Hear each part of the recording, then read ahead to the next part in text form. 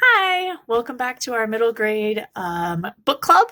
I'm Emily, I'm your host. I'm from the Bowen Branch Library, and we have been reading The Graveyard Book by Mr. Neil Gaiman.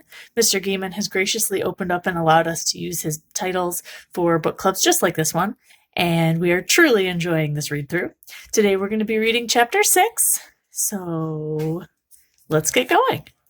Chapter 6, Nobody Owens School Days.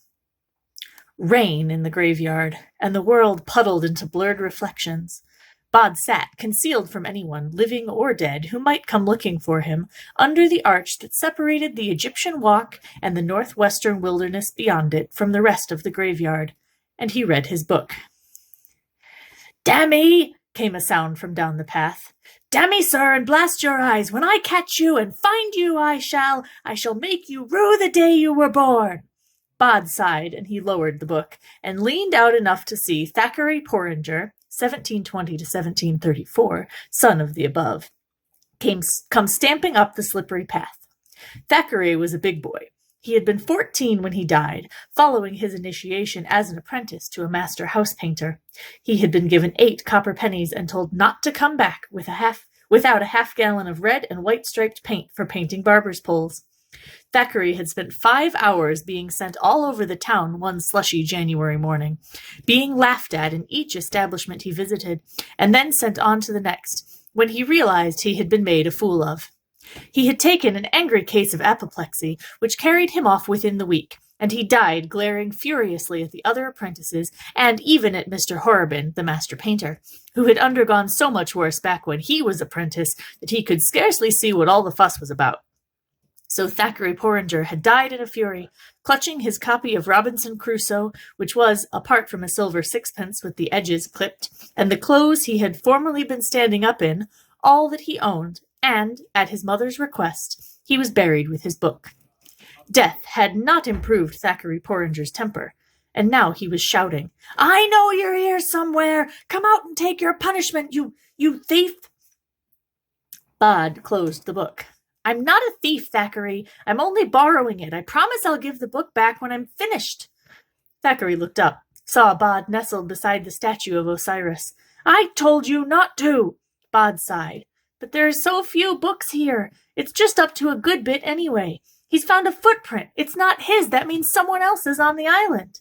"It's my book," said Thackeray Porringer obstinately. "Give it back." Bod was ready to argue, or simply to negotiate, but he saw the hurt look on Thackeray's face, and he relented. Bod clambered down the side of the arch, jumped the last few feet. He held out the book. "Here." Thackeray took it gracelessly and glared. "I could read it to you," offered Bod. "I could do that." "You could go and boil your fat head," said Thackeray, and he swung a punch at Bod's ear.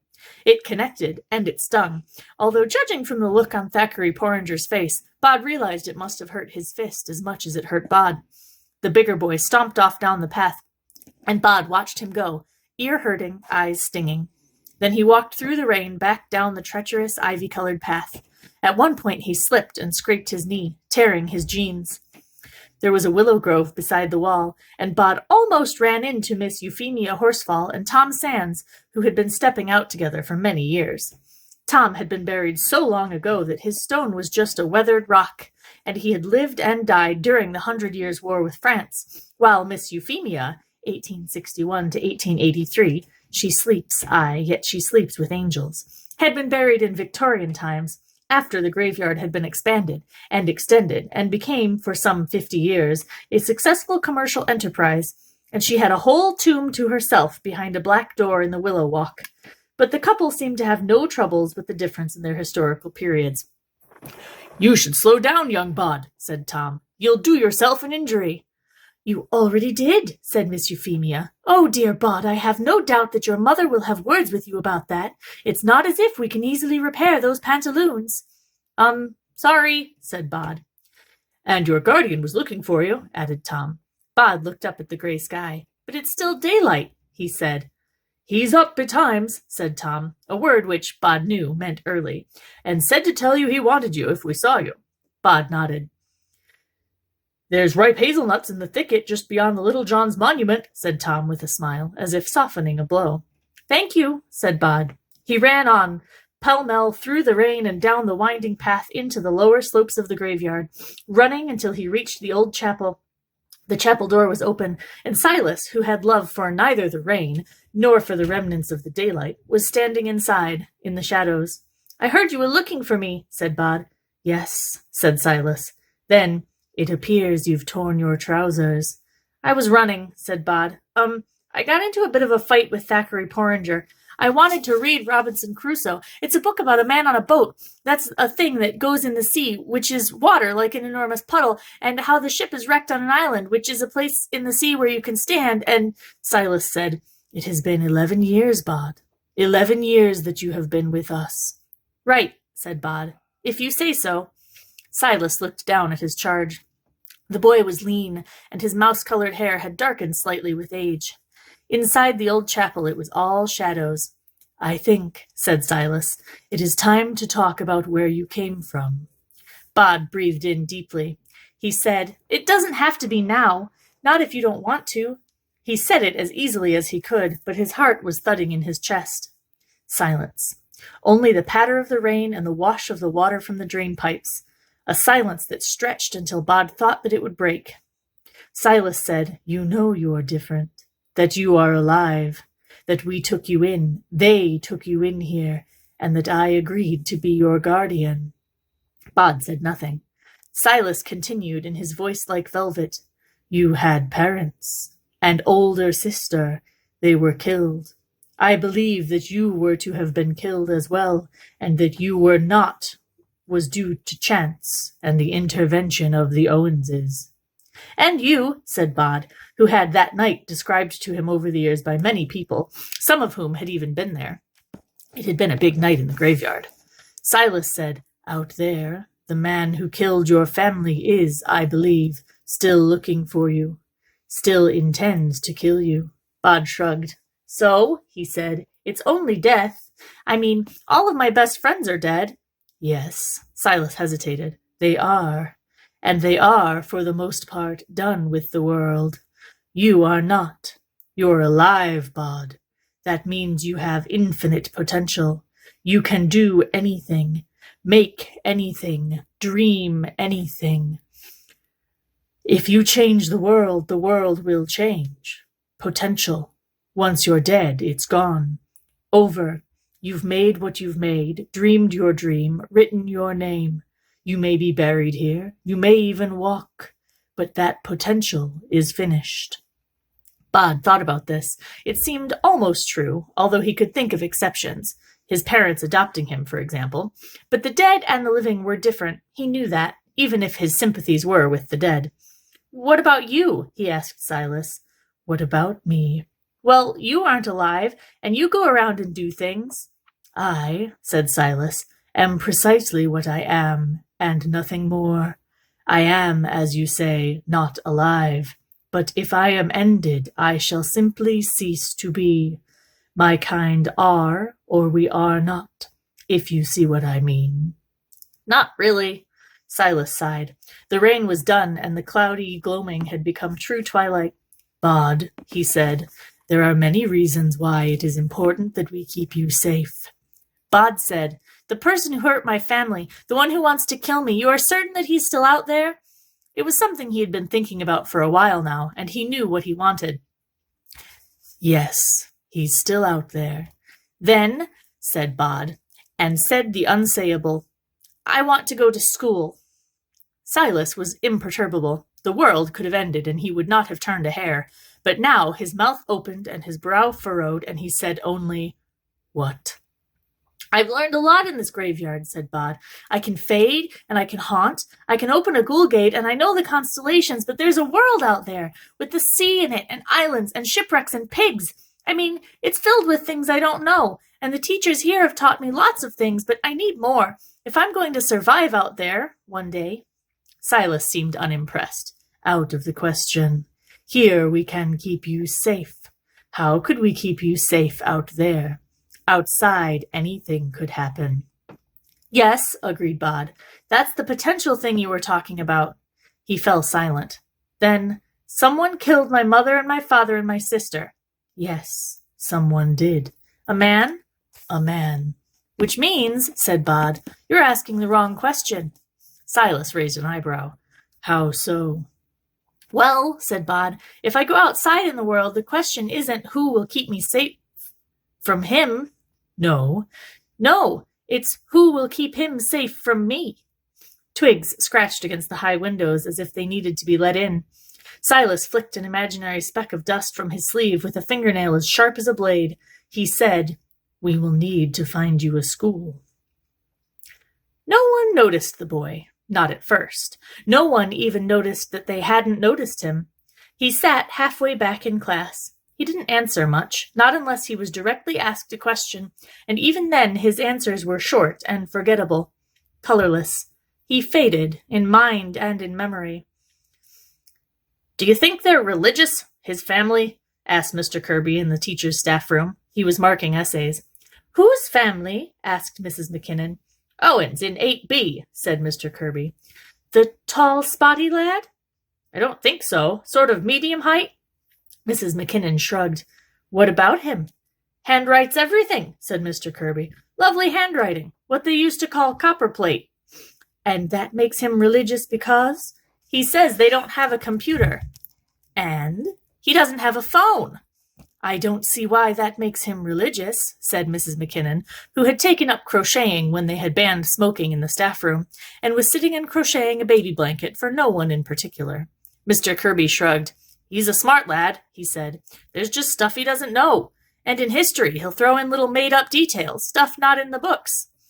What kind of stuff? Mr. Kirby finished marking Bod's essay and put it down on the pile. Without something immediately in front of him, the whole matter seemed vague and unimportant. Stuff, he said, and forgot about it, just as he forgot to enter Bod's name on the roll, just as Bod's name was not to be found on the school databases. The boy was a model pupil, forgettable and easily forgotten, and he spent much of his spare time in the back of the English class where there were shelves of old paperbacks, and in the school library, a large room filled with books and old armchairs where he read stories as enthusiastically as some children ate. Even the other kids forgot about him. Not when he was sitting in front of them. They remembered him then. But when that Owens kid was out of sight, he was out of mind. They didn't think about him. They didn't need to. If someone asked all the kids in 8B to close their eyes and list the 25 boys and girls in the class, that Owens kid wouldn't have been on the list. His presence was almost ghostly. It was different if he was there, of course. Nick Farthing was 12. But he could pass, and did sometimes, for 16, a large boy with a crooked smile and little imagination. He was practical, in a basic sort of way, an efficient shoplifter, and occasional thug who did not care about being liked as long as the other kids, all smaller, did what he said. Anyway, he had a friend. Her name was Maureen Quilling, but everyone called her Mo, and she was thin and had pale skin and pale yellow hair, watery blue eyes, and a sharp, inquisitive nose. Nick liked to shoplift, but Mo told him what to steal. Nick could hit and hurt and intimidate, but Mo pointed him at the people who needed to be intimidated.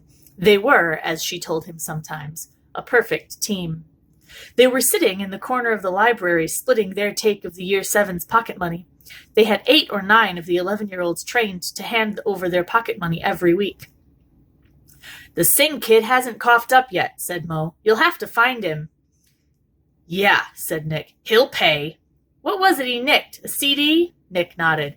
Just point out the error of his ways, said Mo, who wanted to sound like the hard cases from television. Easy, said Nick. We're a good team. Like Batman and Robin, said Mo. More like Dr. Jekyll and Mr. Hyde, said somebody, who had been reading unnoticed in a window seat, and he got up and walked out of the room. Paul Singh was sitting on a windowsill by the changing rooms, his hands deep in his pockets, thinking dark thoughts.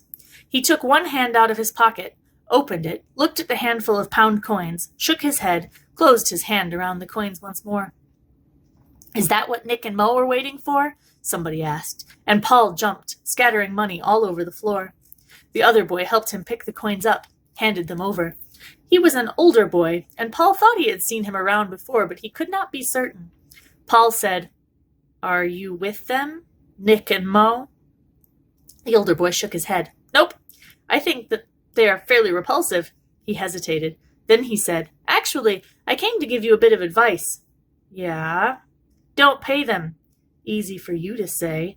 Because they aren't blackmailing me? The boy looked at Paul, and Paul looked away, ashamed. They hit you or threatened you until you shoplifted a CD for them. Then they told you that unless you handed over your pocket money to them, they'd tell on you. What did they do? Film you doing it? Paul nodded. Just say no, said the boy. Don't do it.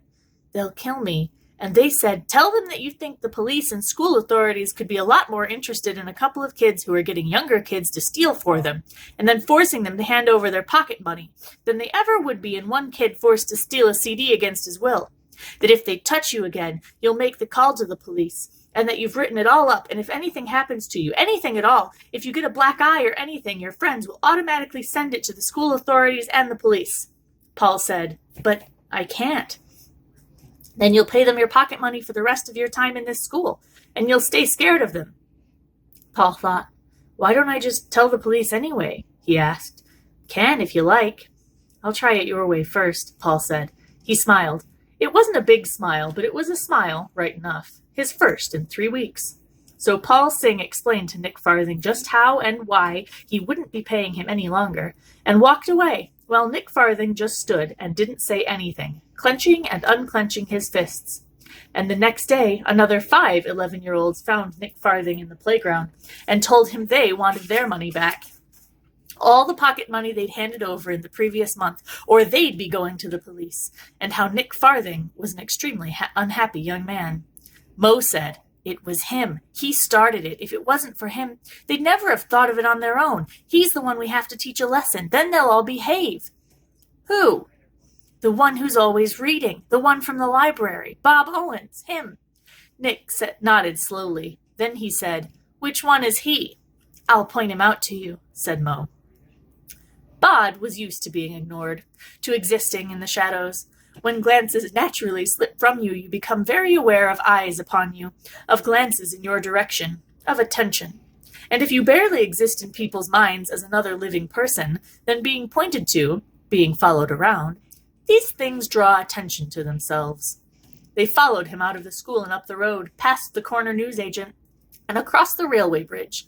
He took his time, making certain that the two who were following him, a burly boy and a fair, sharp-faced girl, did not lose him. Then he walked into the tiny churchyard at the end of the road, a miniature graveyard behind the local church, and he waited beside the tomb of Roderick Person and his wife Annabella, and also his second wife Portunia.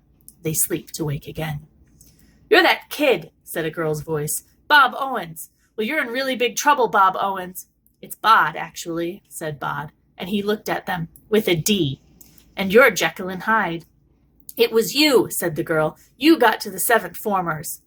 So we're going to teach you a lesson, said Nick Farthing, and he smiled without humor. I quite like lessons, said Bod. If you paid more attention to yours, you wouldn't have to blackmail younger kids for pocket money. Nick's brow crinkled. Then he said, You're dead, Owens. Bod shook his head, and he gestured around him. I'm not, actually, he said. They are. Who are? Said Mo. The people in this place, said Bod. Look, I brought you here to give you a choice. You didn't bring us here, said Nick. You're here, said Bod. I wanted you here. I came here. You followed me. Same thing. Mo looked around nervously. You've got friends here? She asked.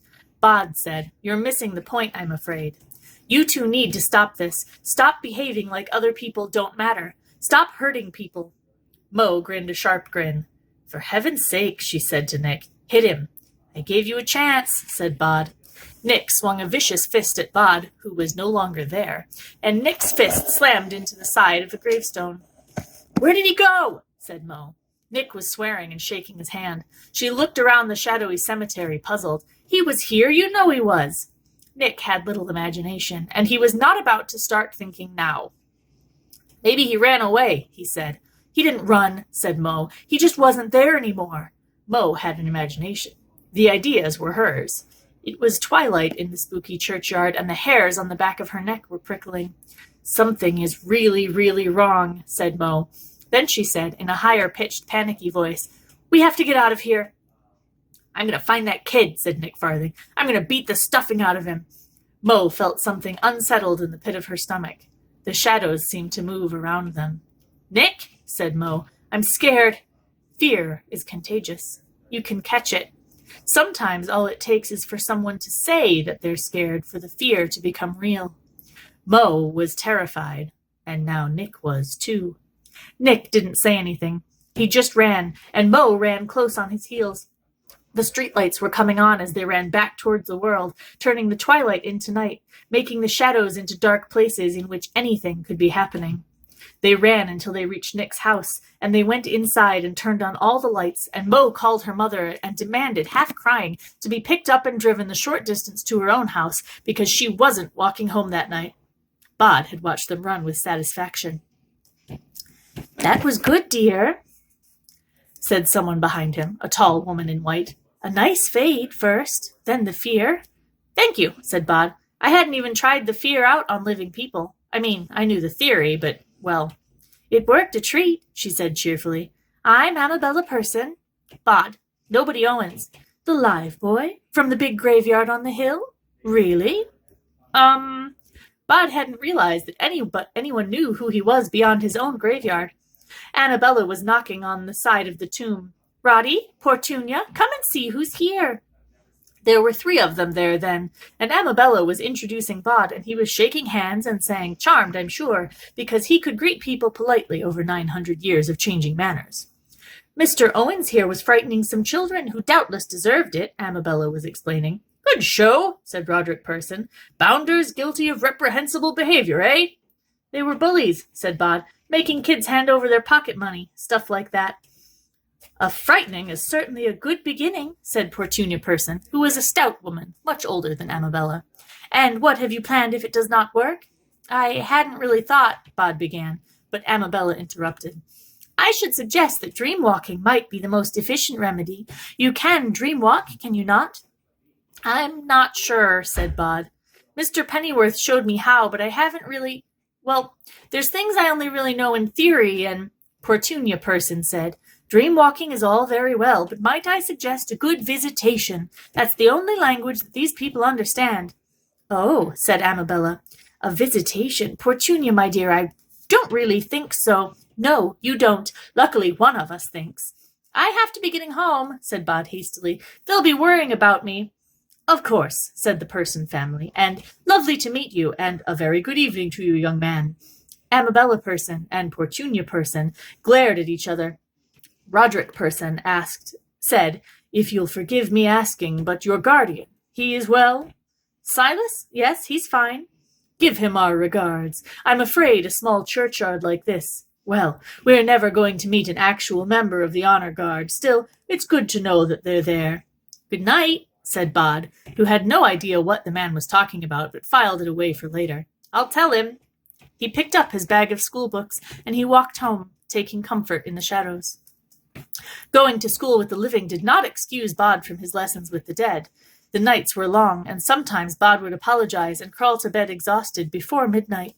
Mostly, he just kept going. Mr. Pennyworth had little to complain of these days. Bod studied hard and asked questions. Tonight, Bod asked about hauntings, getting more and more specific, which exasperated Mr. Pennyworth, who had never gone in for that sort of thing himself. "How exactly do I make a cold spot in the air?" he asked. "And I think I've got fear down, but how do I take it up all the way to terror?" And Mr. Pennyworth sighed and harumphed and did his best to explain, and it was gone 4 a.m. before they were done. Bod was tired at school the next day. The first class was history, a subject Bod mostly enjoyed, although he often had to resist the urge to say that it hadn't happened like that, not according to people who had been there anyway. But this morning, Bod was fighting to stay awake. He was doing all he could to concentrate on the lesson, so he was not paying attention to much else going on around him. He was thinking about King Charles I, and about his parents, of Mr. and Mrs. Owens and the other family, the one he could not remember, when there was a knock on the door. The class and Mr. Kirby all looked to see who was there. It was a Year 7 who had been sent to borrow a textbook, and as they turned, Bod felt something stab in the back of his hand. He did not cry out. He just looked up. Nick Farthing grinned down at him, a sharpened pencil in his fist. "I'm not afraid of you," whispered Nick Farthing. Bod looked at the back of his hand. A small drop of blood welled up where the point of the pencil had punctured it. Mo Quilling passed Bod in the corridor that afternoon, her eyes so wide he could see the whites all around them. You're weird, she said. You don't have any friends. I didn't come here for friends, said Bod truthfully. I came here to learn. Mo's nose twitched. Do you know how weird that is? She asked. Nobody comes to school to learn. I mean, you come because you have to. Bod shrugged. I'm not afraid of you, she said. Whatever trick you did yesterday, you didn't scare me. Okay, said Bod, and he walked on down the corridor. He wondered if he had made a mistake getting involved. He had made a misstep in judgment, that was for certain. Mo and Nick had begun to talk about him. Probably the Year 7s had as well. Other kids were looking at him, pointing him out to each other. He was becoming a presence rather than an absence, and that made him uncomfortable. Silas had warned him to keep a low profile, told him to go through school partly faded, but everything was changing. He talked to his guardian that evening, told him the whole story. He was not expecting Silas's reaction. I cannot believe, said Silas, that you could have been so stupid. Everything I told you about remaining just this side of invisibility, and now you've become the talk of the school. Well, what do you want me to do? Not this, said Silas. It's not like the olden times. They can keep track of you, Bod. They can find you. Silas's unmoving exterior was like the hard crust of rock over molten lava. Bod knew how angry Silas was only because he knew Silas. He seemed to be fighting his anger, controlling it. Bod swallowed. What should I do? He asked simply. Don't go back, said Silas. This school business was an experiment. Let us simply acknowledge that it was not a successful one. Bod said nothing. Then he said, It's not just the learning stuff. It's the other stuff. Do you know how nice it is to be in a room filled with people and for all of them to be breathing? It's not something in which I've ever taken pleasure, said Silas. So you don't go back to school tomorrow. I'm not running away. Not from Mo or Nick or school. I'd leave here first. You will do as you are told, boy, said Silas, a knot of velvet anger in the darkness. Or what? Said Bod, his cheeks burning. What would you do to keep me here? Kill me? And he turned on his heel and began to walk down the path that led to the gates and out of the graveyard. Silas began to call the boy back. Then he stopped and stood there in the night alone. At the best of times, his face was unreadable. Now his face was a book written in a language long forgotten, in an alphabet unimagined. Silas wrapped the shadows around him like a blanket and stared after the way the boy had gone and did not move to follow. Nick Farthing was in his bed, asleep and dreaming of pirates on the sunny blue sea when it all went wrong. One moment he was the captain of his own pirate ship. A happy place, crewed by obedient 11-year-olds, except for the girls, who were all a year or two older than Nick, and who looked especially pretty in their pirate costumes. And the next, he was alone on the deck, and a huge dark ship the size of an oil tanker, with ragged black sails and a skull for a figurehead, was crashing through the storm towards him. And then, in the way of dreams, he was standing on the black deck of the new ship, and someone was looking down at him. You're not afraid of me, said the man standing over him. Nick looked up. He was scared, in his dream, scared of this dead-faced man in pirate costume, his hand on the hilt of a cutlass. Do you think you're a pirate, Nick? Asked his captor, and suddenly something about him seemed familiar to Nick. You're that kid, he said. Bob Owens. I, said his captor, am nobody, and you need to change, turn over a new leaf, reform all that, or things will get very bad for you. Bad how? Bad in your head, said the Pirate King, who was now only the boy from his class, and they were in the school hall, not the deck of the pirate ship, although the storm had not abated, and the floor of the hall pitched and rolled like a ship at sea. This is a dream, Nick said. Of course it's a dream, said the other boy. I would have to be some kind of monster to do this in real life. What can you do to me in a dream? Asked Nick. He smiled. I'm not afraid of you. You've still got my pencil in the back of your hand. He pointed at the back of Bod's hand, at the black mark the graphite point had made. I was hoping it wouldn't have to be like this, said the other boy. He tipped his head on one side as if he was listening to something. They're hungry, he said. What are? Asked Nick. The things in the cellar, or below decks. Depends on whether this is a school or a ship, doesn't it? Nick felt himself beginning to panic. "It isn't spiders, is it?" he asked. "It might be," said the boy. "You'll find out, won't you?" Nick shook his head. "No," he said. "Please, no." "Well," said the other boy, "it's all up to you, isn't it? Change your ways or visit the cellar." The noise got louder, a scuttling sort of a scuffling noise, and while Nick Farthing had no idea what it was, he was utterly, completely certain that whatever it would turn out to be would be the most scary, terrible thing that would ever encounter. He woke up screaming. Bod heard the scream, a shout of terror, and felt the satisfaction of a job well done. He was standing on the pavement outside Nick Farthing's house, his face damp from the thick night mist. He was exhilarated and exhausted. He had felt barely in control of the dream walk, had been all too aware that there was nothing else in the dream but Nick and himself, and that all Nick had been scared of was a noise. But Bod was satisfied.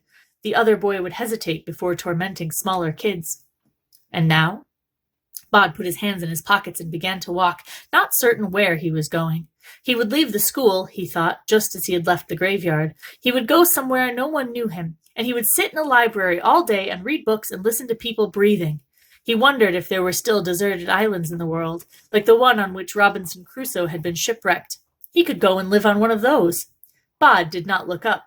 If he had, he would have seen a pair of watery blue eyes watching him intently from a bedroom window. He stepped into an alley, feeling more comfortable out of the light. "Are you running away, then?" said a girl's voice. Bod said nothing. "That's the difference between the living and the dead, isn't it?" said the voice. It was Liza Hempstock talking. Bod knew, although the witch girl was nowhere to be seen. "The dead don't disappoint you.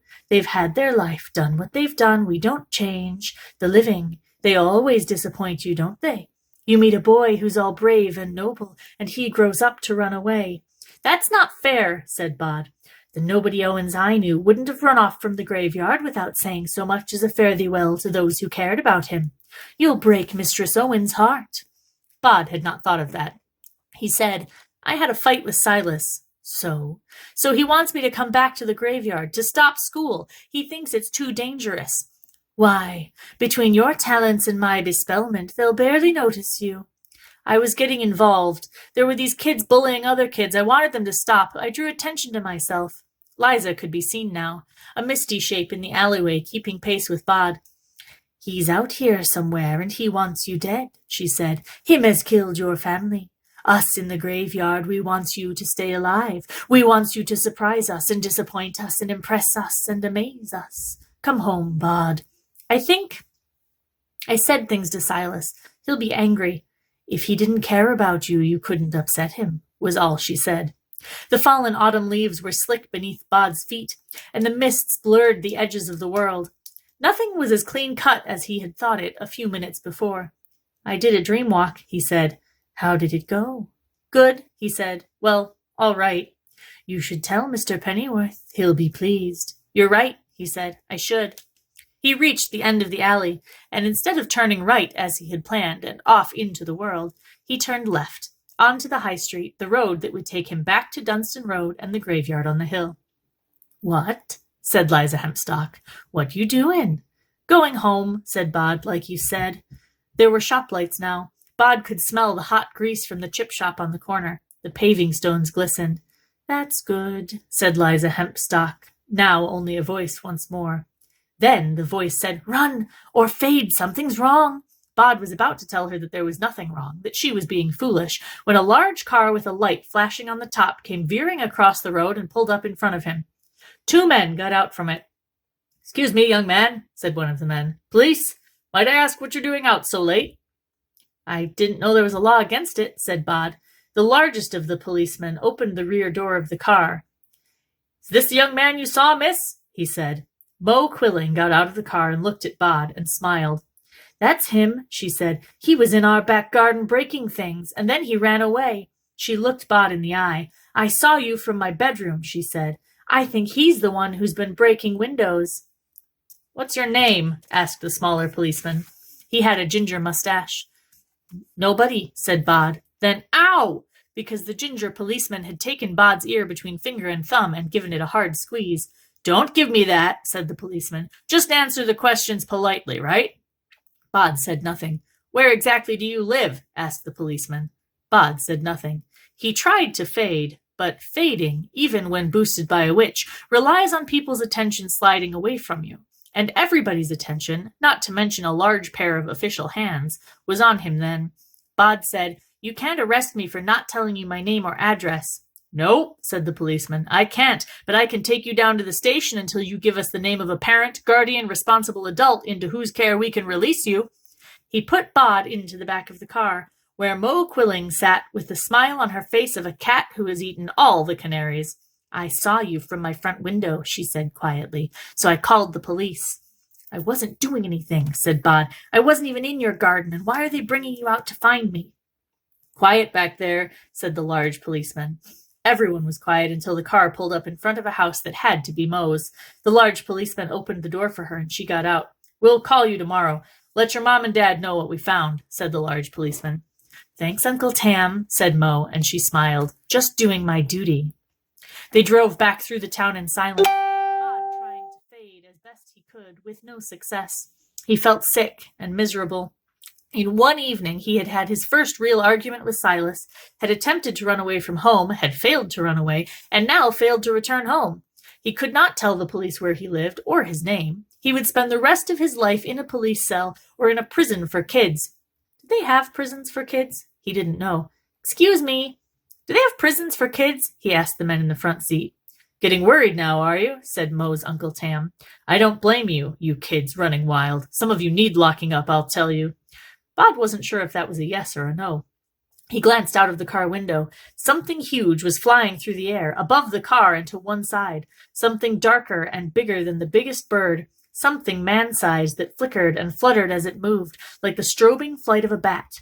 The ginger policeman said, When we get to the station, best if you just give us your name. Tell us who to call to come get you. We can tell them we gave you a bollocking.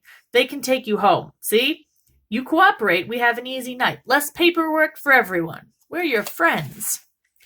You're too easy on him. A night in the cells isn't that hard, said the large policeman to his friend. Then he looked back at Bod and said, Unless it's a busy night, and we have to put you in with some of the drunks. They can be nasty. Bod thought, He's lying, and they're doing this on purpose, the friendly one and the tough one.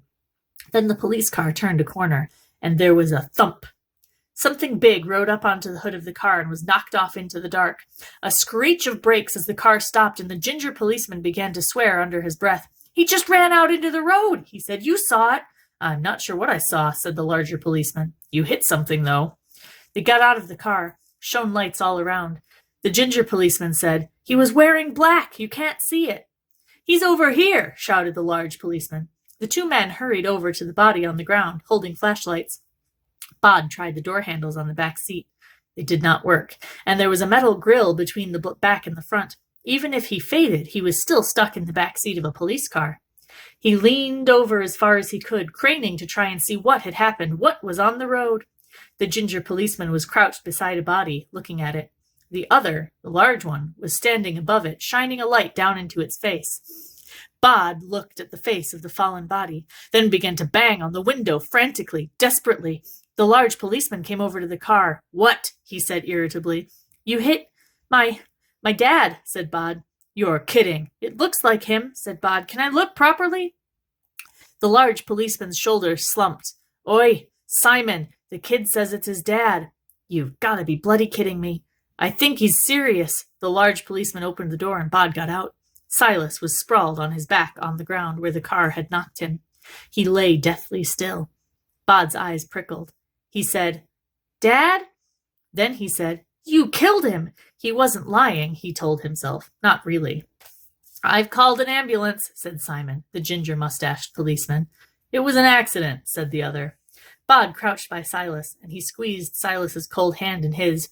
If they had already called an ambulance, there was not much time. He said, So that's your career's over then? It was an accident. You saw. He just stepped out. What I saw, said Bod, is that you agreed to do a favor for your niece and frighten a kid she's been fighting with at school. So you arrested me without a warrant for being out late. And then when my dad runs out into the road to try and stop you or find out what was going on, you intentionally ran him over.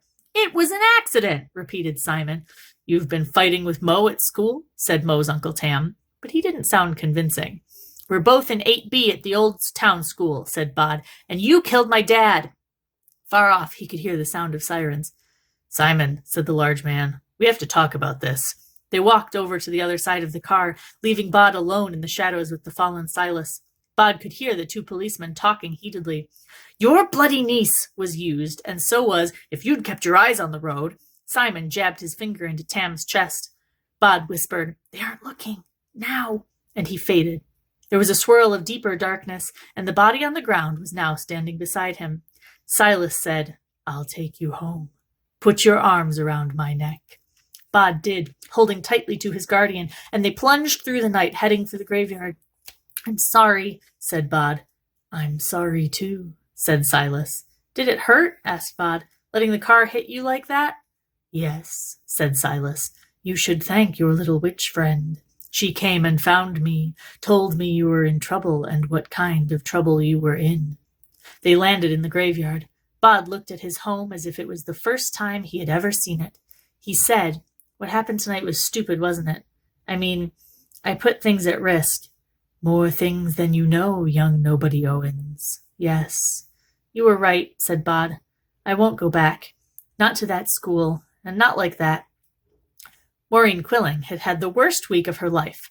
Nick Farthing was no longer speaking to her. Her Uncle Tam had shouted at her about the Owens kid thing, then told her not to mention anything about that evening ever to anyone, as he could lose his job, and he wouldn't want to be in her shoes if that happened. Her parents were furious with her. She felt betrayed by the world. Even the year sevens weren't scared of her any longer. It was rotten. She wanted to see that Owens kid, who she blamed for everything that had happened to her so far, writhing in miserable agony. If he thought being arrested was bad. And then she would concoct elaborate revenge schemes in her head, complex and vicious. They were the only thing that made her feel better, and even they didn't really help. If there was one job that gave Mo the creeps, it was cleaning up the science labs, putting away the Bunsen burners, making sure all the test tubes, petri dishes, unused filter papers, and the like were returned to their places. She only had to do it on a strict rotation system, once every 2 months, but it stood to reason that here, in the worst week of her life, she would be in the science lab. At least Mrs. Hawkins, who taught general sciences, was there, collecting papers, gathering things up at the end of the day. Having her there, having anybody there, was comforting. You're doing a good job, Maureen, said Mrs. Hawkins. A white snake in a jar of preservative glared blindly down at them. Mo said, Thanks. Aren't there meant to be 2 of you? Asked Mrs. Hawkins. I was supposed to be doing it with the Owens kid, said Mo, but he hasn't been to school in days now. The teacher frowned. Which one was he? She asked absently. I don't have him down on my list. Bob Owens, brownish hair, a bit too long, didn't talk much. He was the one who named all the bones of the skeleton in the quiz, remember? Not really, admitted Mrs. Hawkins. You must remember. Nobody remembers him, not even Mr. Kirby. Mrs. Hawkins pushed the rest of the sheets of paper into her bag and said, Well, I appreciate you doing it on your own, dear. Don't forget to wipe down the working surfaces before you go. And she went, closing the door behind her. The science labs were old.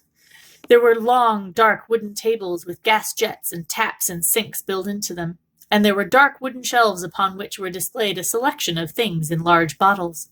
The things that floated in the bottles were dead, had been dead for a long time. There was even a yellowed human skeleton in one corner of the room. Mo did not know if it was real or not, but right now it was creeping her out. Every noise she made echoed in that long room. She turned all of the overhead lights on, even the light on the whiteboard, just to make the place less scary. The room began to feel cold. She wished she could turn up the heat. She walked over to one of the large metal radiators and touched it. It was burning hot, but still she was shivering. The room was empty and unsettling in its emptiness, and Mo felt as if she were not alone, as if she were being watched. Well, of course I'm being watched, she thought.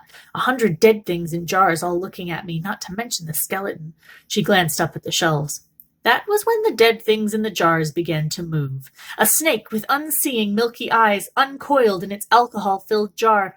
A faceless, spiny sea creature twisted and revolved in its liquid home. A kitten, dead for decades, showed its teeth and clawed the glass. Mo closed her eyes. This isn't happening, she told herself. I'm imagining it. I'm not frightened, she said aloud. That's good, said someone standing in the shadows by the door. It seriously sucks to be frightened, she said. None of the teachers even remember you. But you remember me, said the boy, the architect of all her misfortunes. She picked up a glass beaker and threw it at him, but her aim went wide and it smashed against a wall. How's Nick? Asked Bod, as if nothing had happened. You know how he is, she said. He won't even talk to me, just shuts up in class, goes home and does his homework. Probably building model railways. Good, he said. And you, she said, you haven't been at school for a week. You're in such trouble, Bob Owens. The police came in the other day. They were looking for you. That reminds me. How was your Uncle Tam? Said Bod. Mo said nothing. In some ways, said Bod, you've won. I'm leaving school, and in other ways you haven't. Have you ever been haunted, Maureen Quilling? Ever looked in the mirror, wondering if the eyes looking back at you were yours? Ever sat in an empty room and realized you were not alone? It's not pleasant. You're going to haunt me? Her voice trembled. Bod said nothing at all. He just stared at her. In the far corner of the room, something crashed. Her bag had slipped off the chair onto the floor, and when she looked back, she was alone in the room. Or at least there was nobody she could see in there with her. Her way home was going to be very long and very dark. The boy and his guardian stood at the top of the hill, looking out at the lights of the town. Does it still hurt? Asked Bod. A little, said his guardian, but I heal fast. I'll soon be as good as ever. Could it have killed you, stepping out in front of that car? His guardian shook his head. There are ways to kill people like me, he said, but they don't involve cars. I am very old and very tough. Bod said, I was wrong, wasn't I? The whole idea was to do it without anybody noticing, and then I had to get involved with the kids in the school, and the next thing you know, there's police and all sorts of stuff. Because I was selfish. Silas raised an eyebrow. You weren't selfish. You need to be among your own kind. Quite understandable. It's just harder out there in the world of the living, and we cannot protect you out there as easily. I wanted to keep you perfectly safe, said Silas, but there is only one perfectly safe place for your kind, and you will not reach it until all your adventures are over, and none of them matter any longer. Bod rubbed his hand over the stone of Thomas R. Stout, 1817 to 1851, deeply regretted by all who knew him. Feeling the moss crumble beneath his fingers.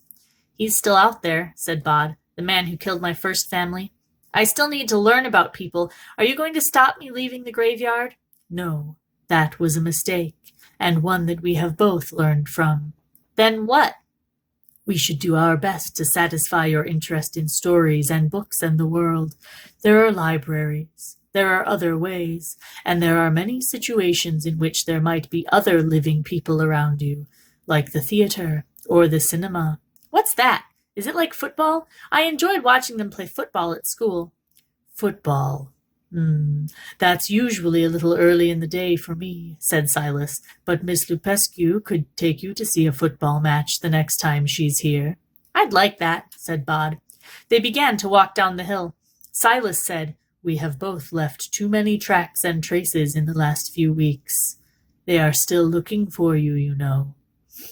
You said that before, said Bod. How do you know? And who are they? And what do they want? But Silas only shook his head and would be drawn no further, and with that, for the time being, Bod had to be satisfied. Thank you for joining us for Chapter 6. Make sure that you check out the description section at the bottom of this video for your discussion questions for this week. Feel free to use them to talk about with your family, or you can answer and ask your own questions in the comments section. Thank you so much. We'll see you tomorrow for Chapter 7.